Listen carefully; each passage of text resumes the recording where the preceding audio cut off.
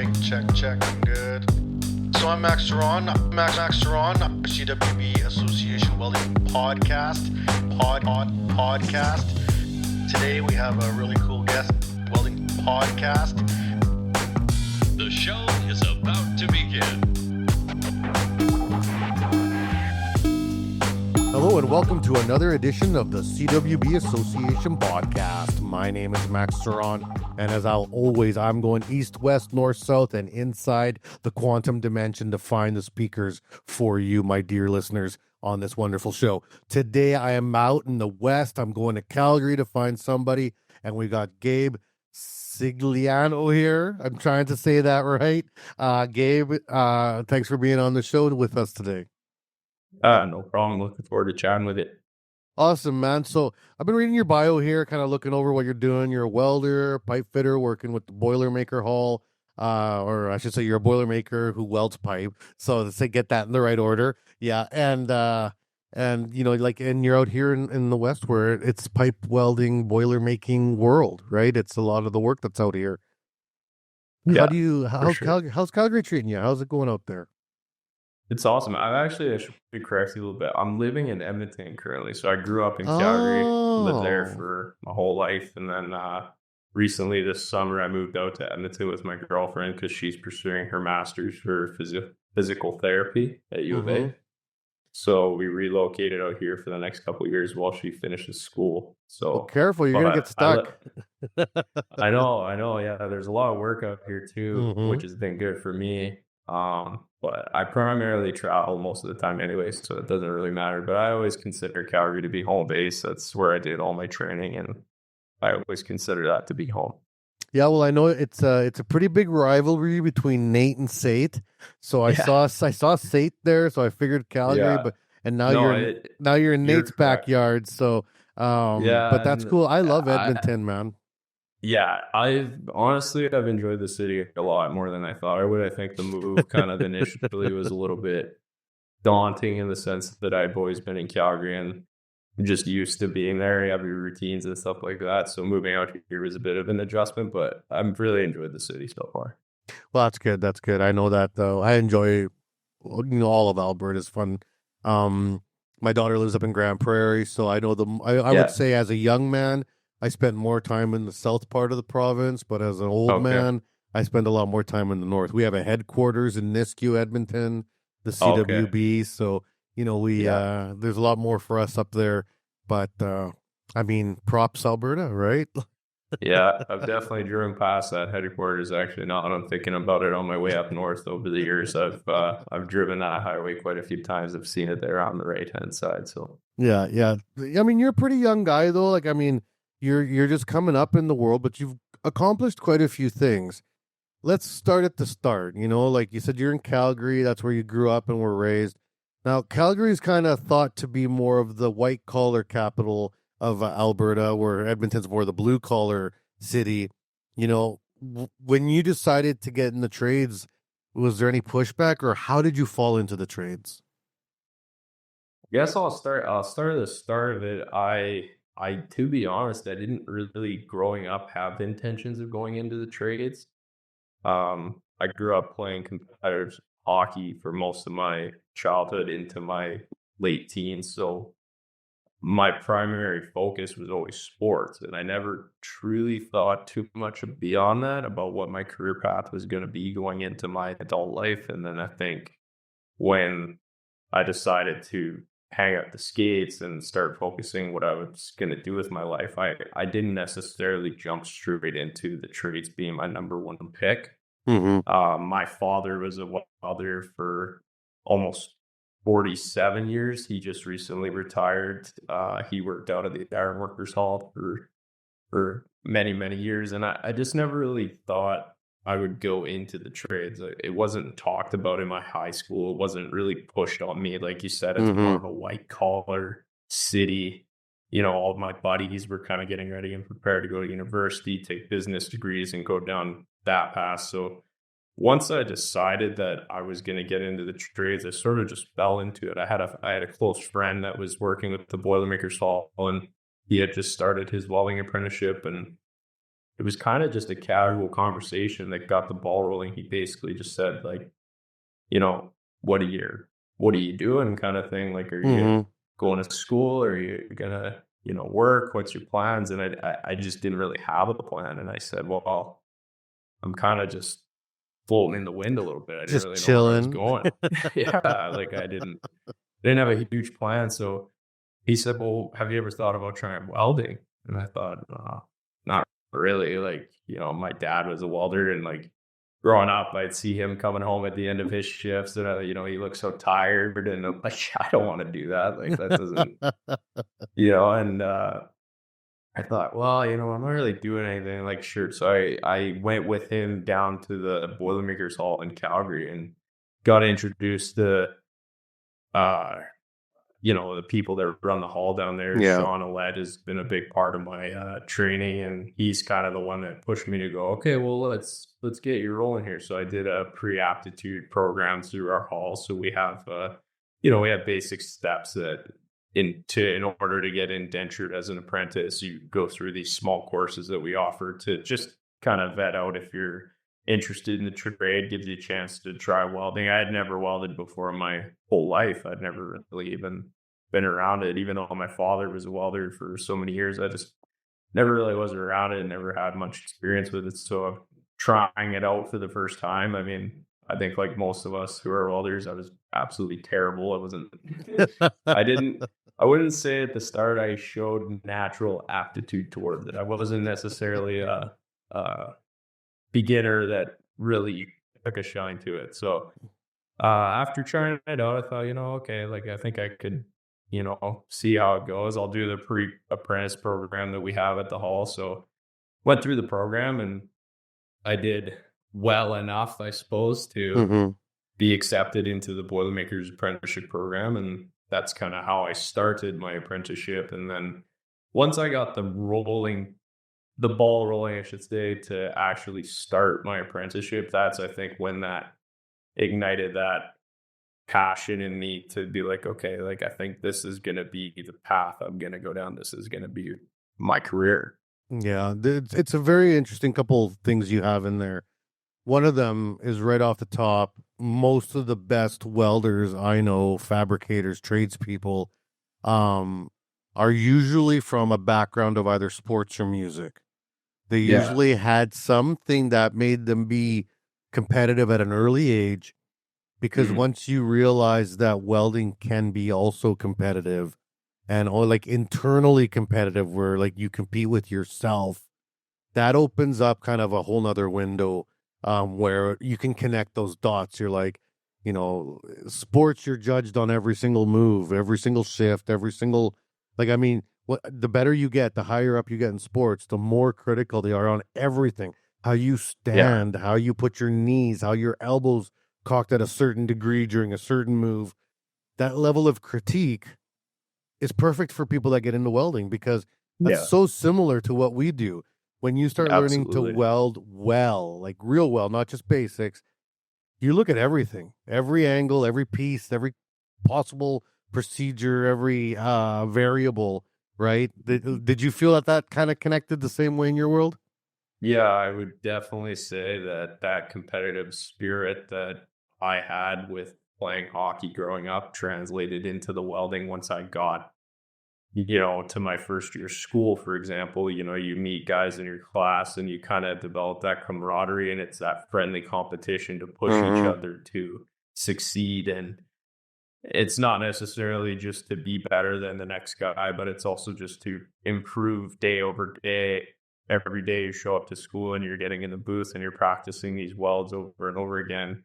You're getting that experience, but you're getting that 1% better every day, and you're just progressing over time. And I think welding as a whole, that's kind of what makes guys and girls separate themselves from the rest of the, because I think there are a ton of welders in the province. I mean, I don't know the exact statistics, but I'm sure we're up there as far as like I think general I could find population for having a lot of welders. I know in our hall personally, we have over 700 welders on our active members list. And it's competitive. It's just you have to be at the top of your game.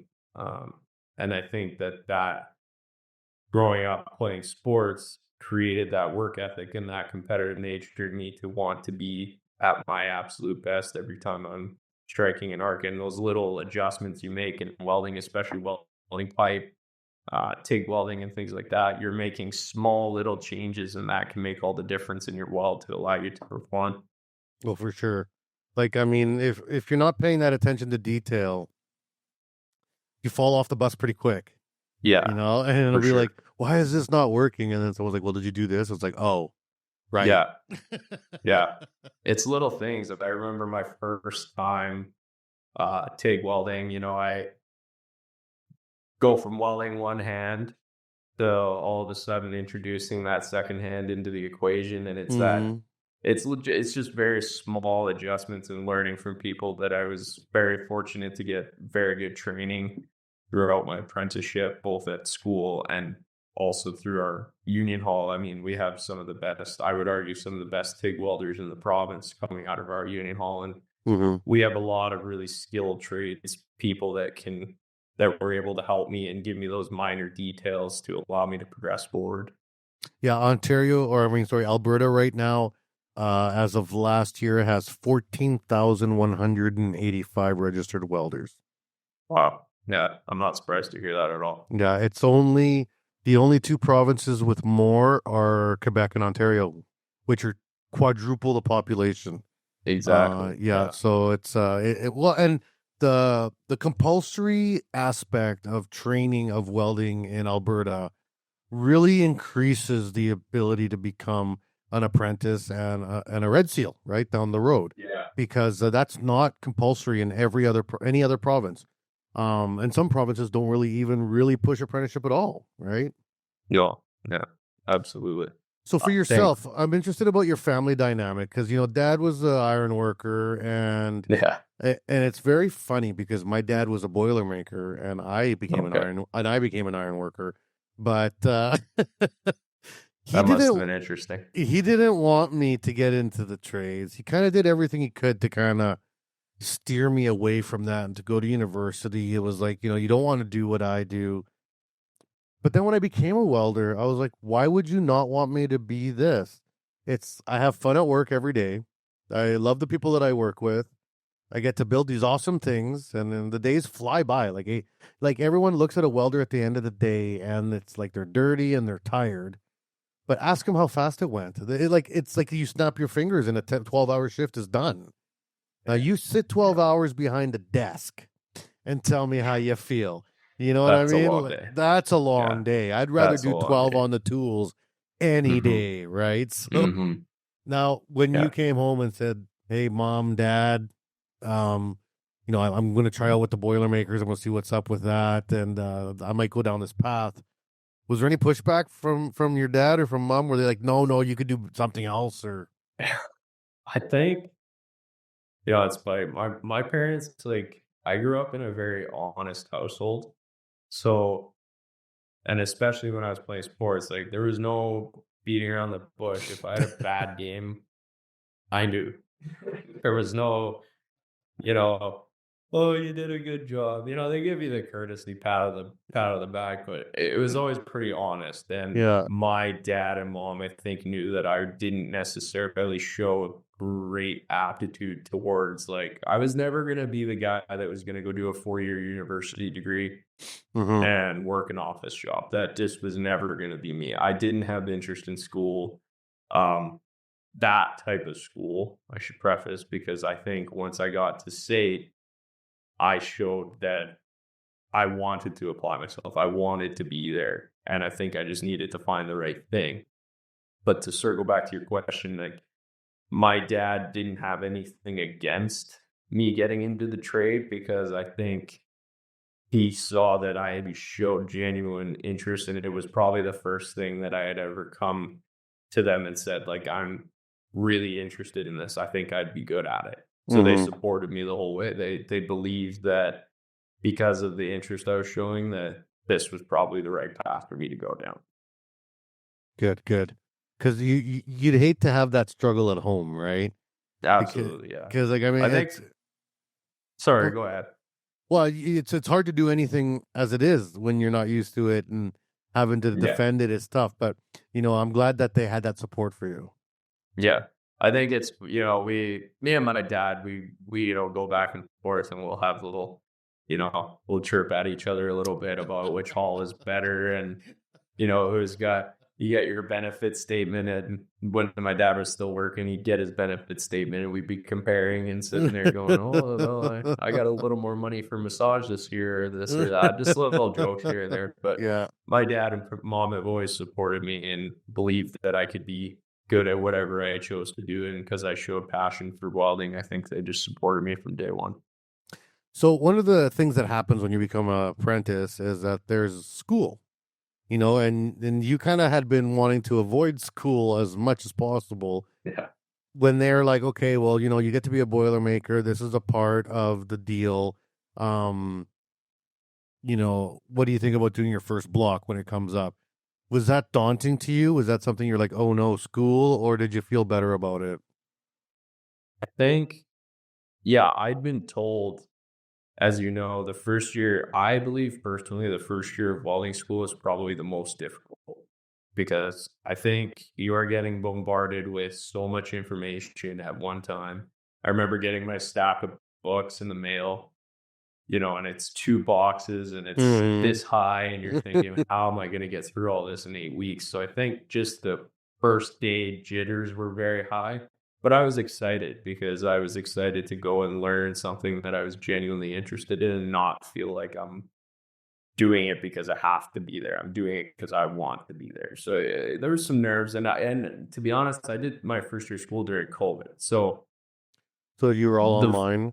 Yeah, so my first year school experience, I think, was different than most apprentices and people who went to school at all during COVID. I'm sure can attest to that. It was different, but I think overall, after getting through it and moving on to second year and having now completed school entirely, I think the first year overall is the most difficult. But once you get through that, I think you're able to gain confidence and go, okay, I can get through this. That's awesome. Well, let's take a break right now. And when we get back, I'd like to talk about, what that Boilermaker journey person path looks like. And then I know you've taken a special program that was offered by the Boilermakers this last year. And I want to talk about that program and how that played out, because I think that that's something really interesting that a lot of different places are starting to do specialized programming like this. But we're here with Gabe. We're talking Boilermakers, we're talking welding, we're talking Alberta, and we'll be back right after these messages from our sponsors, so don't go anywhere. The CWB Association is new and improved and focused on you. We offer a free membership with lots of benefits to anyone interested in joining an association that is passionate about welding. We are committed to educating, informing, and connecting our workforce. Gain access to your free digital publication of the Weld magazine, free online training, conferences, and lots of giveaways. Reach out to your local CWB Association chapter today to connect with other welding professionals and share welding as a trade in your community. Build your career, stay informed, and support the Canadian welding industry. Join today and learn more at cwbassociation.org. And we are back here on the CWB Association podcast. My name is Max Ceron, and I'm here with Gabe Scigliano. Nailed it. I nailed it. It's the worst because my staff is Italian, so I'm always trying to learn Italian, but it's like the last names that get me. They're hard. They all sound the same, and they're all pronounced different. So let's get back to where we were. You started your journey with the Boilermakers. You got through that first block, which is scary because that's like where you're introduced to all the terms, all the things that you may or may not have heard of, and if you haven't, then it's a big learning curve. And then you get out to the training part, and you got to go work. How was that for you to start getting some of that work under your belt? That, I would say, it was probably more daunting than school, I would say. Our hall does a really good job of trying to prepare you as best they can, but I think that doing field work, because we have two branches, right? We have field work and we have shop work. Mm-hmm. I've only personally ever done field work, but I have a pretty good idea what the shop work is like. It's kind of 40-hour weeks, pretty standard, same place every day. Field work is, I don't know how much field experience you have yourself, but you show up and it's kind of like, What's happening? yeah, it's very confusing. You don't know where to go. It's like first day of school, right? You're kind of all over the map. But having, I remember my first job was at Canadian Natural in Fort McMurray. So I drive 8.5 hours out to the middle of nowhere, show up, and you don't really know what to expect. You kind of know, and then you get out there and you're standing in the middle of this refinery, you're looking around and you're like, no clue what anything does. You don't know what the names are, what they're daunting. called. Yeah. Yeah. I mean, it's like, and you're the new guy. Yeah. Too, right? Yeah. Most of the time, I'm one of the younger guys on site, and now being more experienced, it's much easier for me to go about my day and handle my business. But showing up on the first day, when my first job, you're as green as it gets, and you're like, you just don't know what to do. But I had a good crew that kind of held my hand, and they're like, come with me, buddy. I'll show you where to go and what to do. And you kind of start learning the ropes, and you kind of just get your foot in the door. That first job for me was just kind of getting my feet wet and understanding the basics on a very small scale of what it is that it means to be a Boilermaker, what we do. Mm-hmm. And that umbrella, I'm still learning things.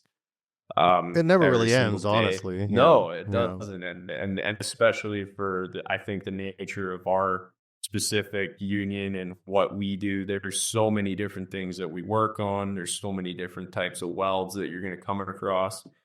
And I think throughout my apprenticeship, I learned a lot about things that aren't necessarily just welding. I learned a lot about fitting and rigging and all those things that I think have helped me sort of become a more well-rounded tradesperson. No, and that's so interesting. I remember one of the first job sites I got dropped off on. I wasn't meant to go out to the site that day, and then someone else called in sick, so they're like, "Okay, you're going out to the site." And I was like, "Okay." I was like 19, and they just dropped me off like after like the sign-in booth. Because they couldn't come in because they weren't signed in for the job. They were just dropping me off at this door. And then they're like, you got to go to overhead door number 2. The crew's working in behind there. And it's like this giant steel mill with like 1,000 doors. I'm like, door number 2? Like, where's door number 2? Like, I have no idea. So I just like started walking through this yard. And I know now that they just did it to me to be jerks, but I was like wandering aimlessly trying to find this door number 2 and finally find this truck driving by, wave them down. I'm like, hey man, I'm supposed to go to door number 2. And they all started laughing. They're like, all our doors are lettered, not numbered. And I was like, oh.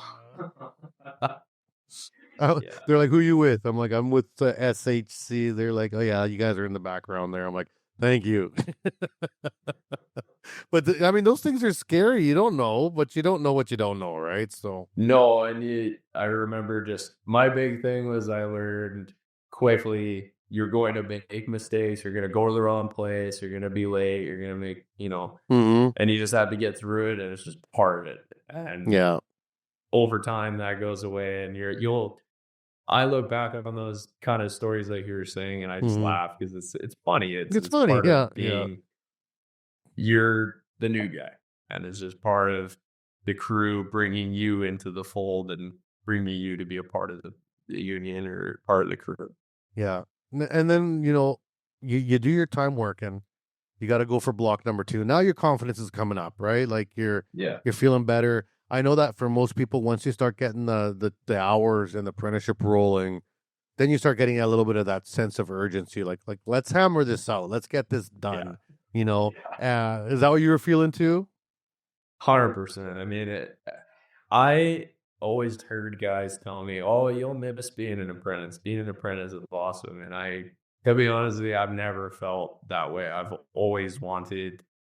The day I signed up for my apprenticeship and went to my first job and got that experience on my first job, I was like, I can't wait to be a journeyman. I was always hungry to get my journeyman for sure. And how'd you find those last 2 blocks? How hard was it? What were like the really tough parts for you? I found third year block to be probably the most challenging, just as far as like the actual difficulty of the material. Mm-hmm.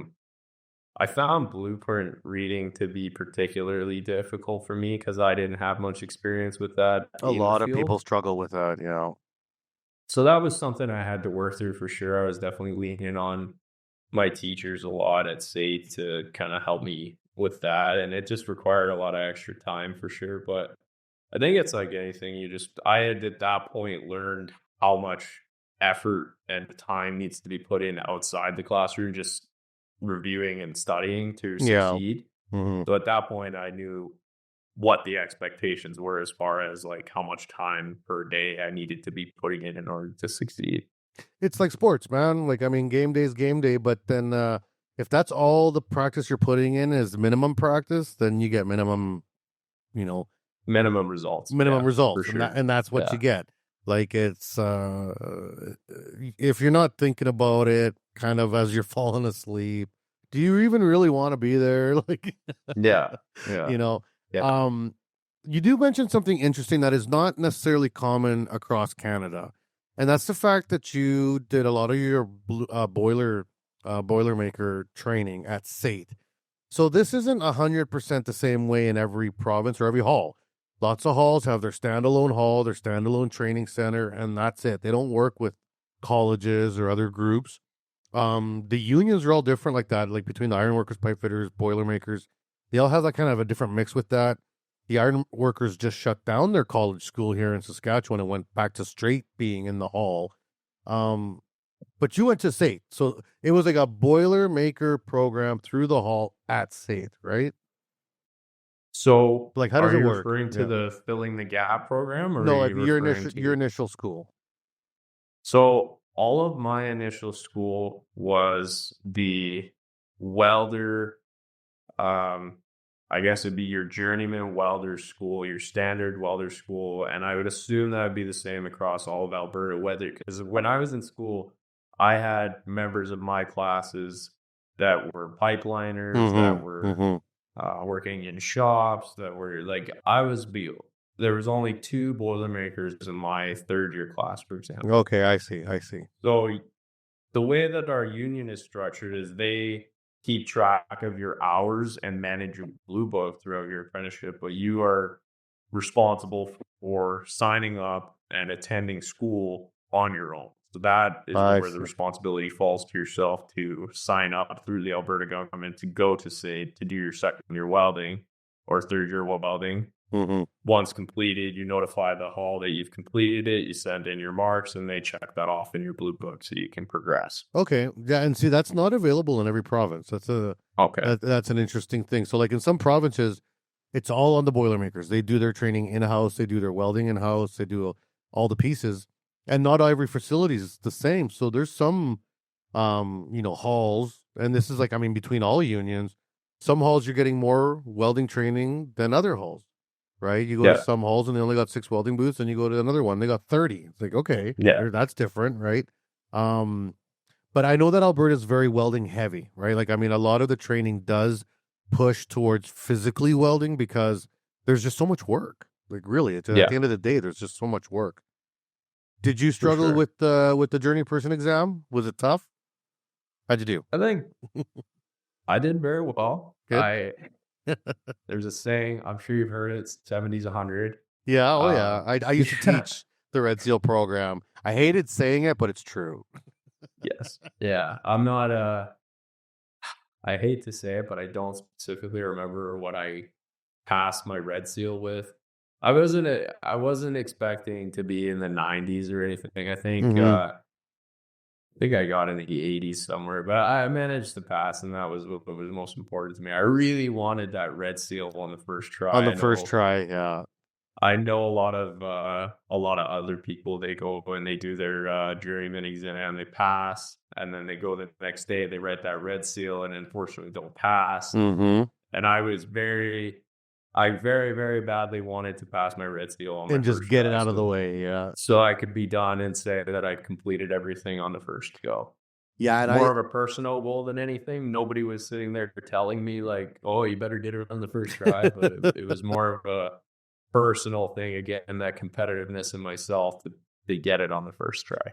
So there's some statistics that say you did the right thing because, first of all, as a teacher, anecdotally, I found that if students didn't pass their red seal on the first try, their chances of coming back to finish dropped like 60%. Like Really? like Okay. lots. If you look at the Yeah. national average, only a third of apprentices actually get their red seal, Interesting. right? Okay. And most of those, it's because they failed on their first try and then chickened out. And there's a lot of test Yeah. anxiety. There's a lot of fear. And if you fail like right after school, imagine taking 6 months off and then trying again without a teacher, Yeah. without it being fresh in your mind. It gets Yeah. like scarier and scarier the further away you get from it, right? So Yeah. I it's think really you sad build to it up. yeah, exactly. So it's sad to see people try and then not come back and try again. It's like, hey, we want to keep people in, finish your red seal, but unfortunately, not everyone does, and it is a hard exam. Yeah. I Yeah. remember opening the booklet and reading the first question and going, Damn it! well, that wasn't in my notes. You know, you're just sitting there going, I just remember having this moment of panic when the first question you read, and you're just like, okay, I might be in one here. Like this is Yeah, yeah, and it's what I expected. 124 more of those coming. So Yeah. Yeah.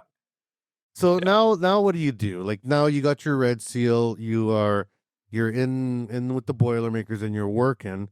Is that it? Like are you set for your career? What are your kind of your goals within that? I think personally at the moment, my goals lie around just developing my skills as a B pressure welder. That was a recent achievement I accomplished last summer, was getting my B pressure ticket. So once I got that, I mean, almost 90% of our welding work in our hall is B pressure work. Yeah. So getting Thin that boiler was a huge tubes, headers, boiler tubes, plating, yeah. That's right. So at this point, it's now just revolved around developing my skills as a B welder so that I can progress in my career, I guess, in that way. I think most of my goals are pretty small ones that I just have that are personal goals, because at this point, it's kind of just about, you know, working and sort of reaping the rewards of, you know, going through school and getting my red seal, my B pressure. Now I'm at the point where I'm getting kind of top rate, you know, yeah, you're getting you're the most money you've made. This is your opportunity now to get your name out there and develop your skills as a field B welder. So that I would say overarchingly would be my main goal. And it's beyond that, it's pretty competitive to be the best, right? Because there's a lot of really good welders out there. Yeah, and I think too, my age plays a factor as well. I'm 24 years old, so I think stepping onto a job site, most guys they're looking at me thinking I'm an apprentice, or that I'm, you know, just what does this guy know? Yeah. Yeah. And honestly, like compared to some of the welders that I've worked with over the past 5-6 years, I don't know much compared to these guys that have been doing it for 30 years. Yeah. So, you know, main goal would be to just develop my skills as a B welder, and then long-term plan would be probably to work my way into supervision level positions and start running jobs, be the long-term goal. Now, in terms of, you know, you get that B pressure ticket, that was through a really interesting program. So do you want to talk about how that program worked, how you got into it, and kind of what the results were? Absolutely. So the Boilermakers Hall offers a program called the Filling the Gap program. So I believe that's a partnership with the Canadian Welding Bureau as well. And to be honest, I think probably a good portion of my skill development took place in that 2-month period that I did the UTIP course. That really helped me progress as a welder. So I did that as soon as I finished third year school. It was just before Christmas I finished third year school. at the time, and then I went straight into the fill in the gap program in the new year, and they start you out right away. First day, you're welding on 6-inch pipe, getting ready to do your B pressure test or your C pressure test, depending on if you were an apprentice or a journeyman. At the time, I didn't have enough hours, so I was still an apprentice, even though I completed all my schooling. So I was preparing to do the C pressure certification, Okay. same test, but so basically, like the starting point, they're just getting you prepared to do your B pressure exam. They're teaching you. We teach primarily the TIG route. You're given the option of 60-10 route or carbon TIG route. I chose to do the TIG route because I found that I had more success with it, and I found it to be a little more forgiving, I suppose. When you make a mistake, I found it easier to kind of knife in there, make a little correction, we call it. Not a repair, it's a correction. But yeah, so that program overall teaches you basically everything you would need to know as far as becoming a skilled B pressure welder with our haul, as much as they can without giving you hands-on field experience. You're starting with your B pressure. You even do your CWB certifications, which I think are very important foundationally to be able to just use your CWB certs.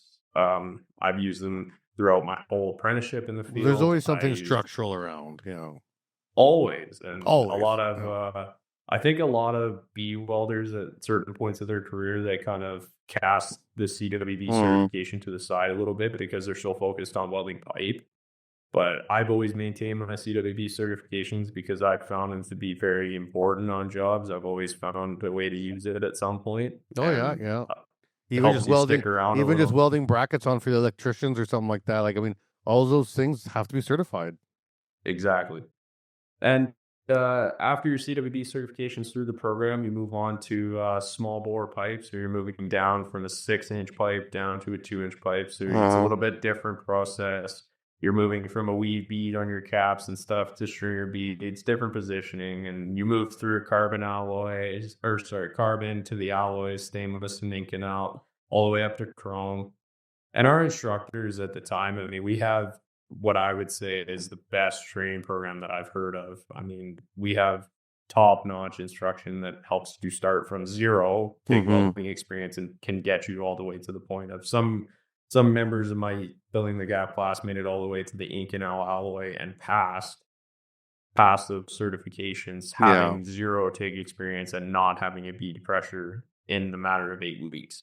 Yeah. So it's a very effective program. It gives you all the tools you would need to get from basically like zero to as certified as you can possibly be. How many people were in your class? We had 8 people. 8 people. We had 8 people. And how did they select those 8? Like, how did you apply? How'd you hear about it? So I heard about it from Sean Ouellette is the head of our Calgary unit hall down there, or one of the managers of the hall down there, and he runs the welding center down there. So he's the head examiner, and I've always had a really good relationship with him from day one. And he kind of told me about it, that they were introducing the program like a year before I did it. They said, look, get your name on the list. They're starting to collect names for people that are interested in doing the program. And so I did. I jumped on it right away because I thought, you know what, that's probably going to be my best shot at getting my certifications through the hall, develop my skills. It's all paid for, obviously, by government funding. And I thought it was probably the best opportunity I'd have to get some good training. So I literally just put my name down on the list and was able to fortunately snag a spot because it was in a very high demand program. Yeah, it is. In our hall. Well, they've ran them all across the country. A couple hundred, or I think 140 some people have gone through it now. Seems to be that everyone's loving it. Yeah.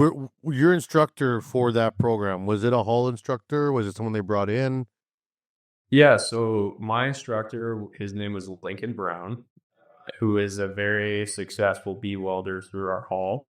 And then he, and Sean Ouellette, he was the overseer of the whole program, but Lincoln did our day-to-day instruction. So it was kind of like a chain of command thing, but he primarily was with us in the booth every single day, showing us everything and giving us those demos hands-on, he was on you, and you had 8 people in the class, so there wasn't really anywhere to hide. So Yeah. if you were in your booth leaning on your jig and not welding, he'd see you for sure, and he'd come and get on you. Well, and it's interesting that you get to go through so many types of materials. That's always the biggest thing that catches anything in the pipe world. Like you get your initial 6-inch. Everyone does it F3, F4, the 60-10 root, 70-18 fill and cap. That's kind of like the standard everyone knows about, whether it's Sked 40 or Sked 80. That's neither here nor there. That's your max out deposit, whatever. But past that is where people start to get hung up, right? It's like, do I go 6-inch to 2-inch and get my small bore?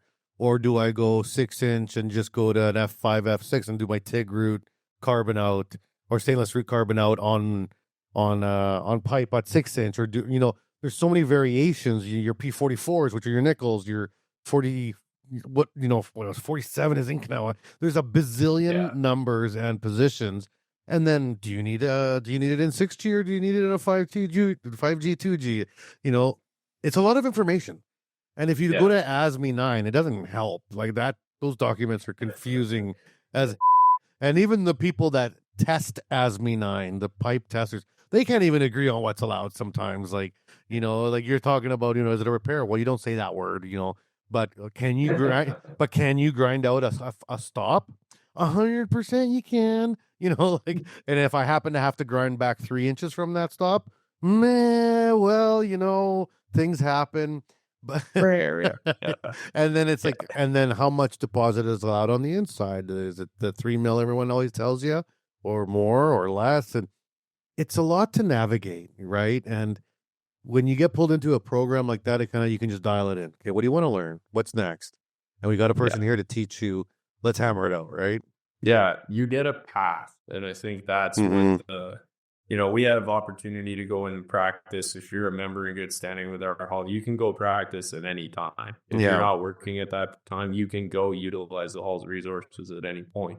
But having a structured program like the Filling the Gap program that gives you a path to be like, okay, you do your B pressure, and then you do your F3, F4, and then you do your F6, F4. There's a path, and it kind of gives you a structured, in the same way spool does. It gives you a structure and an outline so that you know what you need to do. Yeah. And then when that program was over, how did that affect your career? Did you see an immediate bump in the type of work or the work you could do, wages? What was the benefits? The benefits, truthfully, were mainly confidence. Yeah. And I think that's probably the biggest determining factor when it comes to a welder's success, especially in the field, is just having the confidence to even try to do. We have some pretty difficult position welds in the field that we as Boilermakers have to make. And I think just having the overall confidence to go and attempt the joint and know that you are going to be able to do it successfully, that's what that program gave me, was a confidence to be able to go ahead and every single job I go to, I do shutdown work. So I work for maybe 5 different contractors a year, or sometimes 2, or it just depends on the lengths of jobs. Every single job I go to, though, I have to do a weld test for, and obviously that's pretty similar for most industry. Most people in the industry, they have to test a lot. But that program also gave me the confidence to go and do weld tests and not have no plan. There was no winging it. I had a plan because of the Filling the Gap program. I know when I'm doing a F3, F4, right? 60-10 root, 70-18 fill cap. I have a process in my mind of the numbers already. Yeah. I know what I'm going to run my heat at. I know. I just know because of the program, though. You know where you struggle. You know which part of the clock is not your favorite part. And you're like, all of it with 60-10, to be honest. But I'm old, so we only got trained on 60-10 when I was coming up. And then when I did my first TIG route, I was like, oh my God, this is so much easier. Slower, slower. But I mean, it depends how hard they're holding you on that 3-hour slot to get it done. But I mean, when you get down to the 2-inch, 60-10 on a 2-inch, barf. That's not fun at all. Like, Yeah, I remember my first time attempting one, thinking, oh, yeah, like I just welded. I'd been welding. This was in the filling the gap program. You know, I'd been welding 60-10 in school. Like I had a pretty good idea what was going on, but I had never welded one on that small bore pipe. yeah. And I remember rounding. It's like red hot and you like know, half a freaking rod. I got about halfway around the pipe before I was keyholing about a 1/4 inch, you know, and you realize, okay, I got some work to do here. This is not, Take it's your not gonna be time easy. and move. You got to move a lot quicker. Yeah. There's a big learning curve. I remember that. Yeah. And if you get a chance, go for max deposit, not just because you get to weld more, but because there's more of a heat sink. The more material to suck that heat out of that joint, the better. Honestly. Yeah, absolutely. Absolutely. Yeah. So what about other things? Like, so what's left on your wish list for things you'd like to learn welding? You know, because there's new technologies all the time right now, and big in the pipe world is you know, the rolling 1G STT routes or modified waveform routes. So MIG route, flux core fill and cap. That sounds really boring to a lot of people, but you know what? When you see it in the shop or somewhere running live, you get it. These machines are sweet. They blow it in there, and you can get a giant weld done in minutes, right? They're looking at, you know, there's probably going to be new certs coming out for stuff like that in the future because things are getting pretty fancy, right? Yeah, I had a small experience with, I mean, I worked on a project in BC a couple years ago now, and I was there for over a year and a half, and we built I believe it's the largest liquid natural gas tank in North America. Well, it's the LNG one up north, yeah. Yeah. So when we were building that tank, because as I'm sure you know, all tanks are built using automatic welders, subvertomatic and horizontal. And I had never worked or experienced sub-arc at all. So getting that experience, I realized like how efficient those machines become when you have them set and dialed correctly. Like when they're dialed in, especially the guys that were running them every day. Yeah, I mean, it's so sweet. Yeah. they just hit the button, off it went. They're chipping the slag a little bit. I always I'd be watching them while I'm back grinding some big vert. I'm sitting there watching them. I'm like super jealous. Like, yeah, I need to learn how to do be that guy. Yeah, I learned to run sub-arc when I was pretty young, and a lot of people were like, "Isn't it boring?" I'm like, "Well, it is boring, but things are only boring if you get bored, and I'm not really a bored type of person." So like, I would try to figure the machine out. Like, I mean, it's one thing to just run a machine, but then it's another thing to really learn the machine, what it can do. And then by the second year after we bought that sub-arc at that shop, I became like the sub-arc dude, which I had no problems being that guy. Like, I mean, no one else was stepping up, and I was the only person that showed interest in the machine. Everyone thought it was boring, but then I became the sub-arc guy. And then after I became the sub-arc guy, then they were like, you're our automation guy. You're going to learn how to do automatic bead rolling, you know, automatic this and automatic that. And I was like, it's that easy. Like, you just got to show the interest in the right spot at the right time, and then you go with it, right? You just kind of get to run with it. Yeah, I had a similar experience because I was an apprentice when I was working on that tank, and almost all apprentice guys that worked on tanks as an apprentice will tell you your primary job is to grind. Grind, yeah. That is your gig. And I had been on this project for probably 6 months at a certain point, and they came to me and they said, "Hey, we got this sub-arc starting up here. We're going to start welding the floor. Are you interested in learning?" Floor track, yeah. And at that point, I didn't even know really what sub-arc was. Totally, but it didn't sound like grinding. Yeah, so I said, "Sign me up." And I took it. It's kind of similar story as you. I took it and ran with it, and I became the sub-arc guy on our shift for doing the floor plate and doing the corner seams and all that stuff. And I learned a ton, and I took that. And you take pride in it because you can do a really good job. You can also make a really big mistake really fast with sub-arc. You can. Oh, and I did. Like, people are like, "Oh, I got porosity." Try getting porosity with sub-arc. You're grinding for the next 3 hours. Yeah. I remember I punched, it was real thin plate, this floor plate, and I punched a hole like right through it because I wasn't paying attention. We were on a Yeah. 14-7 schedule on night shift. Mhm. So I think I was on like day 13 or 14. It was like close to going home time. So my Yeah. brain was Fried. elsewhere. Yeah. And I'm on my little sub-arc machine. I'm on the tractor, and I get my, what I thought was the right heat, and I hit go, and I always could tell by the sound. Oh, yeah, and I'm sure yeah. you can relate to that. When Yeah. it's running good. And I just remember I Yeah. heard this pop, and I looked down, and there was probably about a loony-sized hole in the spore, and I had punched a hole right through it. And I'm thinking, oh God, like. And where did that slag go? Just like down on someone's head? Like, Yeah, not ideal situation for sure. well, then you pull out the stick machine and you start filling it in, grind it Yeah. smooth, run the pass over top of it. No one will ever know. Yeah, they know now that I'm telling this story, but Yeah. They'll never find the exact spot. yeah.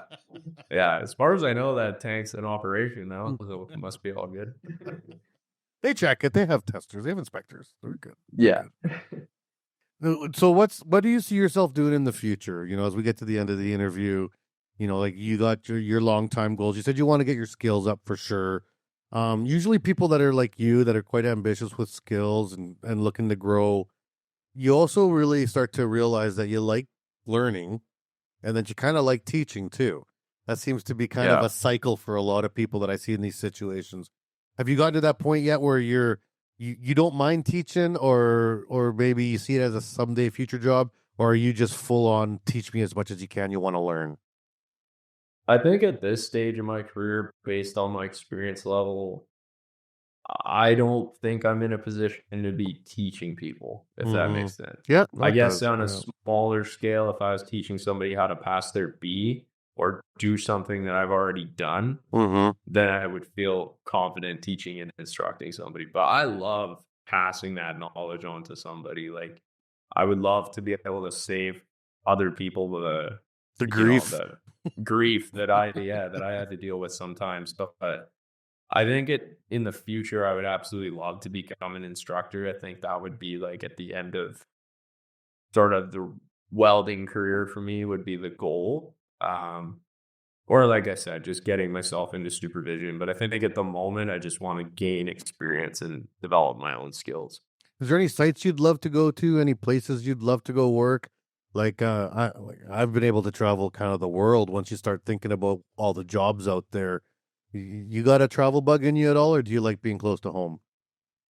I do like.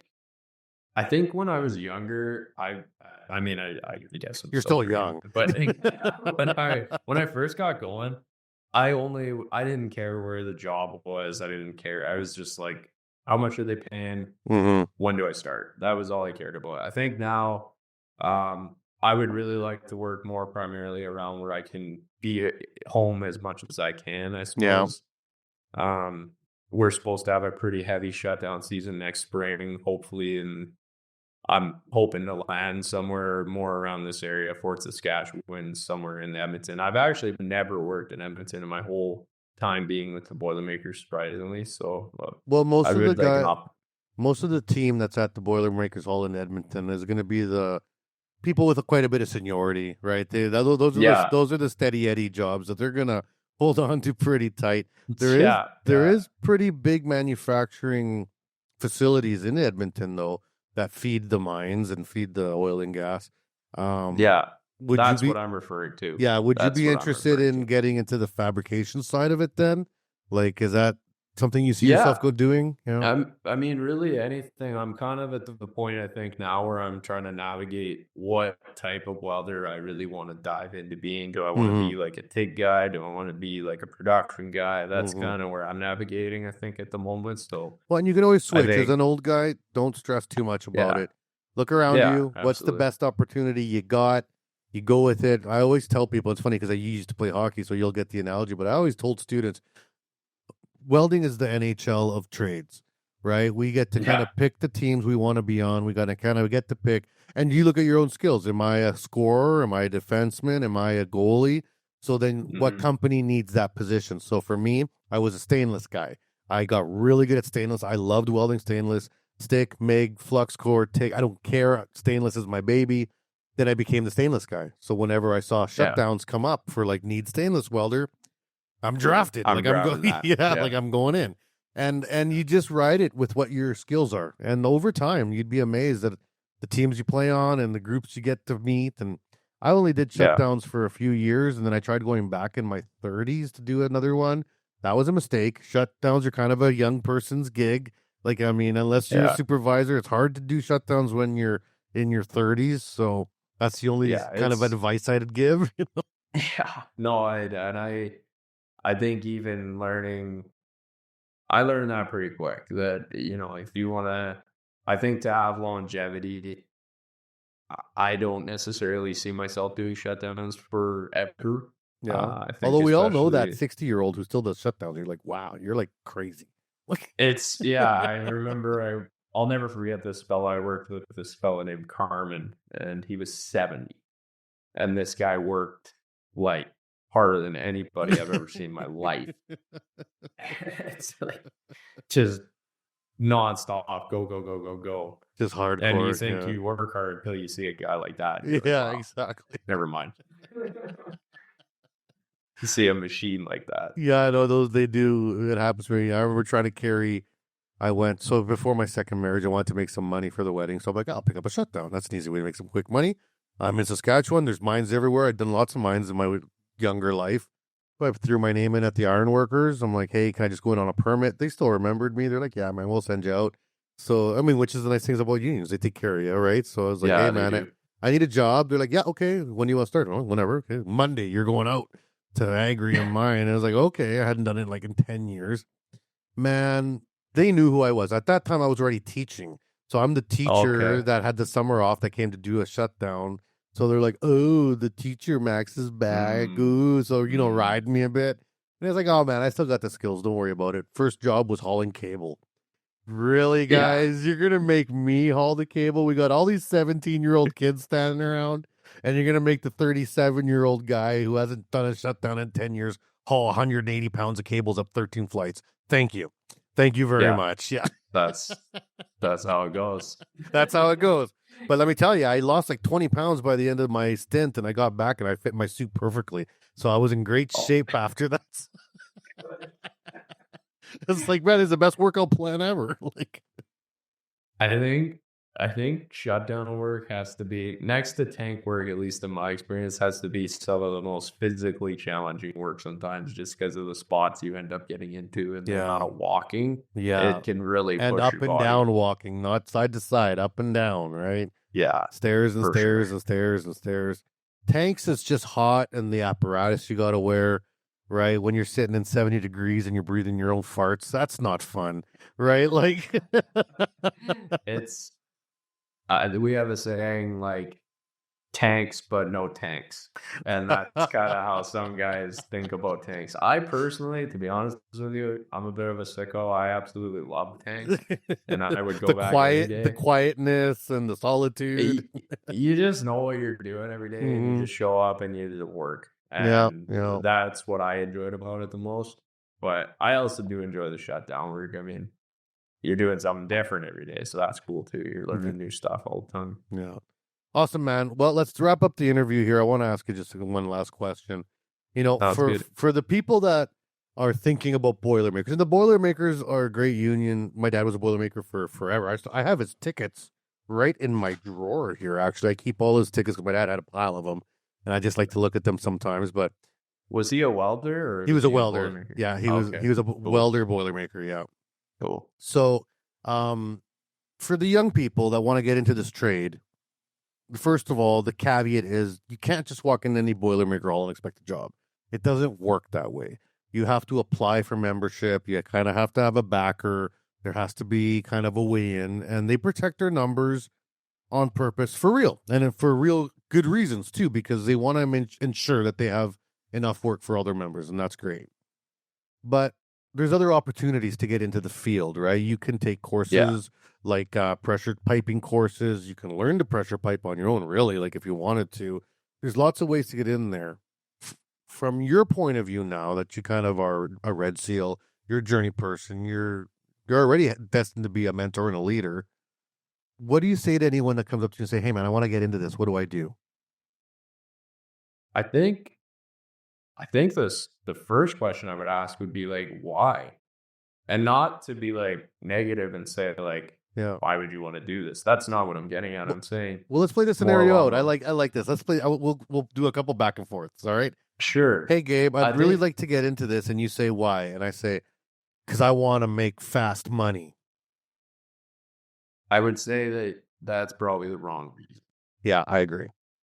because it's too hard to work your way up to where you're a journeyman, a red seal, bead welder, and go through the years of apprenticeship just to do it because it's not going to be money like that. Right. It's going to be slow. Your pay rate increases ideally year over year. Mhm. If you're getting your hours in and you're going to school every year, ideally your pay rate increases every year, but it's a slow build. I mean, Mm-hmm. I would say I'm still very much in the building stages of my career. I'm nowhere near established to the point where I would feel like I've made it, right? Yeah, So yeah. I think if somebody was coming to me saying like, I want to get into it because I want to make fast money, I would say that's probably the wrong reason. If you come to me and say, I want to be a great pipe welder, I want to be a great tradesman, I want to travel, I want to experience what it's like to work in the field, I would say yes, come join the Boilermakers for sure. But if it was someone that was coming up to say, "Hey, Gabe, I really like to work with my hands, but I'm really not into school. Like, I just never been able to do that. But like I like tinkering around with stuff. Would I have a spot with the Boilermakers or in your trade?" I think as long as you have the work ethic and the desire to learn, absolutely. But I think it is, and I shared this misconception. It's probably a bit of a misconception that you are going to join any trade and school is just a non-factor. I firmly believe that going to school for a trade is still really difficult. Mm-hmm. And I definitely had that misconception that I was like, no, like this will be easy, like a little bit for sure. Yeah. And it is still really difficult to go to school for a trade. You have a lot to learn in a short amount of time. Well, and it's these are real diplomas, right? Yeah. We're not BS. We're not just a fake thing.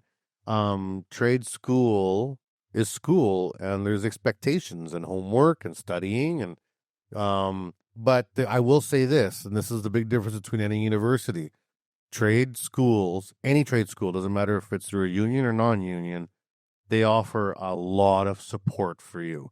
If you have trouble with reading, if you have trouble with ADHD, if you have trouble with sitting down, any of these things, whatever it is, they'll help you. Because at the end of the day, we need tradespeople to build stuff. So if school's your hang up, we'll help you with school. And we're not going to make it easier for you. Like we're not dumbing it down, but we're just going to help you get to the level where you can crush it, Succeed. right? Yeah. Give you every tool that you can to succeed. And I think State did it. I'll give them a lot of credit. I was given every opportunity possible to succeed at school. Mm-hmm. Yeah, and we see it time and time again where most of the time where people feel like their learning disability is the reason they're not doing well, that's not the reason you're not doing well. We all have disabilities of our own kind. The reason you're not doing well, and this is a self mirror check for everyone listening, is your self-confidence, it's your self-worth. That's what's holding you back. Because I've seen some people in my life who are incredibly intelligent and gifted fail miserably because they didn't put the work in. And then I've seen people with grade 3 educations own billion-dollar companies because they just don't give up, right? So you find yourself on that scale. Saying you don't like to learn or you're not good at learning, it's not really an excuse. Figure it out. Someone will help you figure it out. There's people that will help you figure it out. Get on it. Yeah, absolutely. I think if I could say anything too, and this isn't to brag, but I received an award in my last year of school for being the top apprentice in welding for the pro. Mm-hmm. When I started welding, I was absolutely terrible. So if somebody who had absolutely no natural aptitude towards it can reach Dean's the list. point of being named top apprentice in the province, that tells you, like, trust me, I'm not special by any means. Like, it's just work. It's just putting in the time, putting in the work. Yeah, I just did a podcast this morning, and we were talking about that. You can't train ambition. You can train a lot of things. You can train and this comes back to sports and music and all these other skills too. The desire is the fire. That's number one. If you don't got that fire, then it doesn't really matter what you pick. You're not gonna do well. You got to have that fire in you to do it and to do well and to ask the questions and get past your shyness and your fear to be like, yo, I suck. Help me. Right? Then then things get way easier once you get there, right? Yeah. Yeah, absolutely. Awesome, man. Well, I can't wait to see you in your career over the next 20 years. I'm always in and around Alberta, and I'm always doing work with the Boilermakers and other stuff. CWB, you know where to find me. But I've loved this interview. I think you got lots of great advice and stories for young people and people looking to get in the trades. How do people find you? Are you on social media or anything? If anyone's got a question for you or your hall? Yeah, you can, if you're interested in getting involved with the Boilermakers, just look us up online at Boilermakers 146. You just type that into Google and hop on our website. All our contacts are listed there. And as for myself personally, I'm on Facebook. If you look me up just by my name, it should come up there. Yeah, that's pretty much all I got. Awesome, man. Any shout outs for anybody you want to say hi to? I guess just shout out to everyone that's kind of helped me along my journey. You know who you are, and I'm really happy we had this chat, Max. This is great. Awesome. Well, thanks for coming on the show, man. I really enjoyed it. Awesome. Thanks, man. And for all the people that keep supporting this amazing show and my staff and the crew, make sure you download, watch, listen, like all our episodes. We do have a new fan mail feature on our Buzzsprout. If you want to send in messages to us, we're down. If you have questions, we love fielding questions. I reply to every DM. Trust me, I set time aside to answer all the DMs I get because it's about community. It's about supporting the industry. And we want to make sure that we're doing the best thing we can here at CWB. And remember, at the end of the day, we're a not-for-profit. All the money we make goes back into you, the listeners, people out there in the industry, and try to make it better for all of us. So keep supporting us. We'll keep being there. Check out our podcasts. And if you catch us live somewhere, make sure you don't miss us. But until then, I'll catch you at the next episode. We hope you enjoyed the show.